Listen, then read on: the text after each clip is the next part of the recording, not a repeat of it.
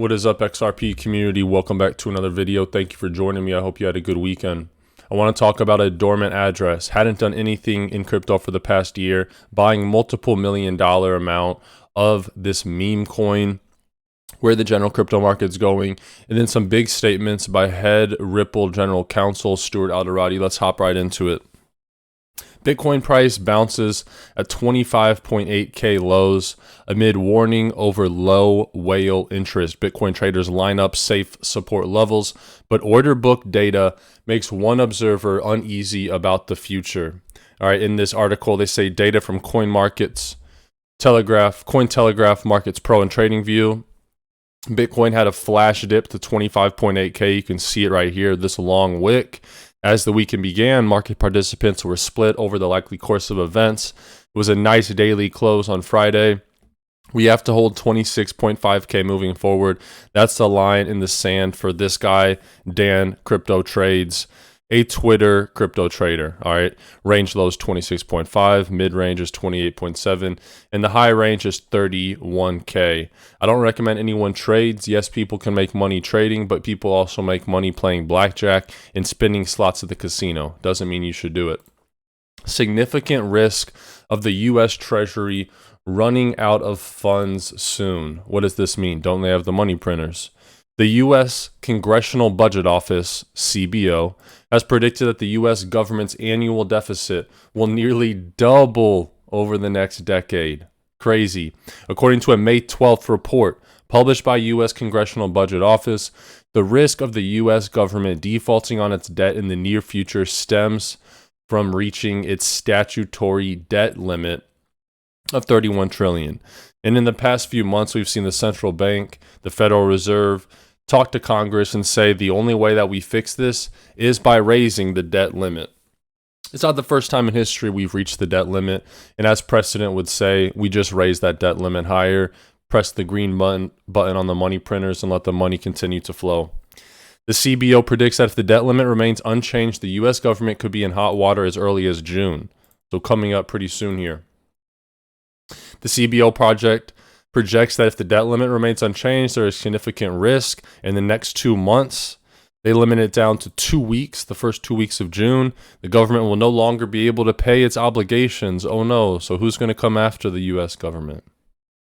They show a number of how much money the government has. A shortfall in tax receipts recorded through April was also noted as having potential to contribute to a larger deficit than initially predicted.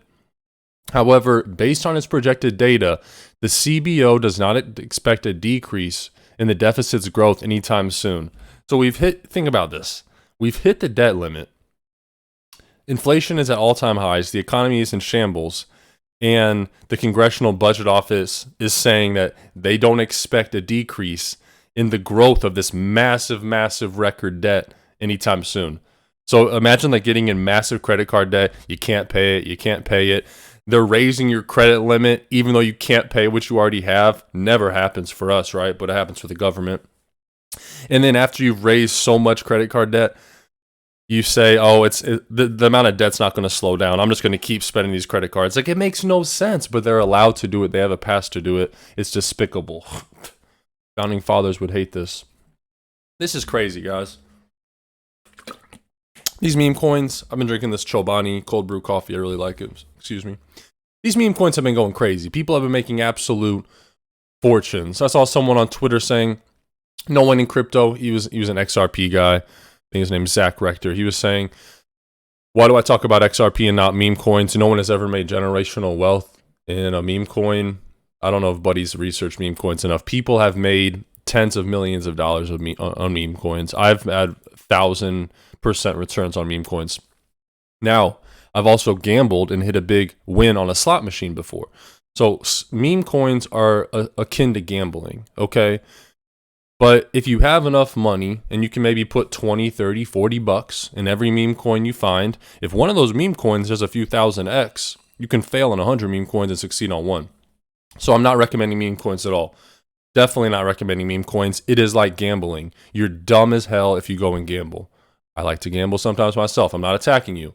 But it's dumb to gamble. It's dumb to buy meme coins. Doesn't mean you can't get rich.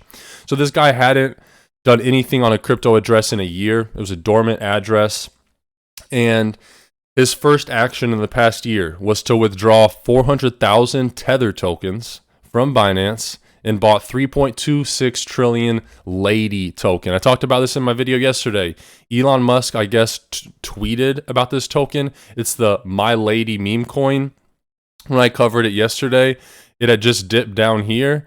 It's doubled again. It looks like the price is going up a bit, but this token's already up a few thousand%. You usually don't want to touch an asset when it's just pumped a few thousand%. Now let's hear what Jeremy Hogan has to say about these lawyers talking about the XRP lawsuit and development here. And if you guys need an exchange to get XRP, I recommend Uphold. It's sleek, it's simple, it's secure. It's where I buy my XRP and Flare every single day. A link to Uphold in the video description below. And if you want $41 guaranteed for free, sign up with Webull, deposit 1 penny, and you can get up to $3,000 in free stocks. Typically, you just get $40 to $300, but it's a great offer just for signing up, depositing 1 penny. You're guaranteed the lowest possible value you can get is $41 in free stocks. Check out Webull in the video description below. So this is stemming from a tweet from Stuart Alderati, bringing up a 1946 court precedent. In its Supreme Court Howey brief, the SEC unsuccessfully argued that an investment in a common enterprise was unnecessary provided there was a community of interest. The SEC was wrong then, and it's still wrong now.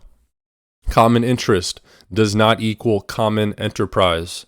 And another lawyer in the community, Bill Morgan, responds and he says, to put this in Stewart's tweet in context, the starting point is to recognize that the SEC is trying to massively stretch the Howey test to cover crypto on the grounds was intended by the court to be flexible. SEC does this in relation to crypto to buy an expansive view of common enterprise that allows it to avoid the word enterprise and the need to link it to specific transactions and focus instead on the adjective common. So it's not about Ripple organizing XRP, creating XRP, being this central entity. SEC is trying to say that's the problem. The true nitty-gritty legal matter is what has this enterprise done and what link is there to specific transactions and people like us who hold the token. And did you have a contract with Ripple? No, of course not. This is why you never can really understand or easily answer the question, what does the SEC actually say is the common enterprise that Ripple and XRP holders over the whole globe for 8 years are involved in? Let me say that one more time because this is an important question. What does the SEC actually say is the common enterprise that Ripple and XRP holders hold over the whole globe for 8 years? What are we involved in? The Ripple attorneys have realized that the SEC focuses on the word common and are trying to broaden the Howey test by arguing a point they failed on in the Howey case itself. They do want to argue that all that is needed is a common interest. How do they do that? The SEC in its summary judgment motion points to evidence in which it says Ripple touted the alignment of its interest with those who held XRP. If that does not suffice it, then it turns somewhat desperately, in my opinion, to the fungible argument. All units of XRP are fungible and rise and fall together. I'm not making it up. The SEC alleges this is part of the common enterprise. So that's a pretty terrible argument. The SEC is arguing that because all XRP tokens are fungible and NFT is non-fungible token, a fungible token is a token that can be divisible, right? So you don't have to buy a full Bitcoin for $25,000. You could buy $50 of Bitcoin. You can buy an increment. It's fungible. Same with XRP. You don't have to buy one full XRP token. If you only have 5 cents, you can buy 15% of one XRP token, right? It's fungible. And the SEC is arguing this makes it part of the common enterprise. The fact that all of the tokens go up and down together. So by that argument, every cryptocurrency, right, could be a security because every cryptocurrency, if it's the same cryptocurrency, goes up and down together. Algo goes up and down together. All the algo tokens, all the HBAR tokens go up and down together. When Ethereum goes down in price, all the Ethereum tokens go down. Same with Bitcoin, like it's absurd. And then Jeremy Hogan, where's Jeremy Hogan? He tunes in. He says, I was going to do a reason number 3, XRP was not sold as a security, but Stuart Alderati and Bill Malarius just beat me to it. Those were the 2 Twitter threads I just covered. And they did it better anyways. The REVAC case lays it out well. Based on current record, XRP was not sold as security, at least since 2008. All right, and he cites this legal precedent. Let's take a look at this. One second, I need to sneeze. If you guys are still watching the video, thank you for giving me 10 minutes of your day today. Comment bless me in the comment section below. I just sneezed, be polite now. A common enterprise within the meaning of how we can be established by showing of horizontal commonality, the tying of each individual investor's fortunes to the fortunes of other investors by the pooling of assets, usually combined with the prorated distribution of profits. And they cite a bunch of precedents. In a common enterprise marked by horizontal commonality, the fortunes of each investor depend upon the profitability of the enterprise as a whole. Now, XRP can exist without Ripple. We know this. And this is kind of legal jargon. A common enterprise marked by horizontal commonality. What the hell are they even saying? The fortunes of each investor depend upon the profitability of the enterprise? No, the profitability of the token.